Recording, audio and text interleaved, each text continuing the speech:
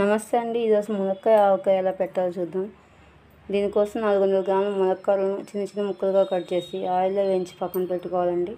100 గ్రాముల చింతపండు పేస్ట్ తయారు చేసి పెట్టుకోవాలండి. అలాగే 100 గ్రాముల ఎల్లిపాయలను పొట్టు తీసి పక్కన పెట్టుకోవాలండి. అంతే అండి, చాలా ఈజీగా అయిపోతుంది. ఈ సమ్మర్లో మనకి బాగా ఎక్కువగా దొరుకుతుంది. అలాగే టేస్ట్ కూడా చాలా బాగుంటుందండి. ఒక బౌల్ తీసుకొని దానిలో కారం, ఉప్పు, కొంచెం మెంతిపిండి, కొంచెం ఆవపిండి వేసి బాగా కలుపుకోవాలండి.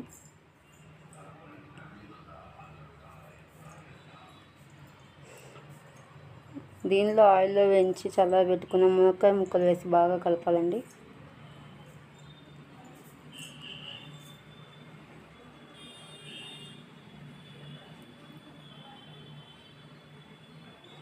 అలాగే ముందుగా రెడీ చేసి పెట్టుకున్న చింతపండు పేస్ట్ వేసి కలపాలండి.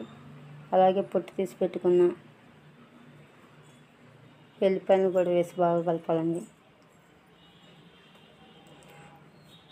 దీనిలో తాలింపు కూడా మనం ముందుగానే తాలింపు పెట్టేసుకొని అది చల్లారి పెట్టుకొని దీనిలో కలుపుకోవాలండి.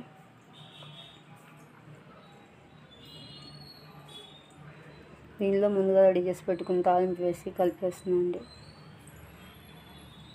అంతే అండి, ఎంతో టేస్టీగా ఉండే మునక్కాయ ఆవకాయ రెడీ అండి. మీరు కూడా ట్రై చేయండి. ఎలా వచ్చిందో కామెంట్ పెట్టండి. మరిన్ని అప్డేట్స్ కోసం నా ఛానల్ని సబ్స్క్రైబ్ చేయండి. Thank you for watching.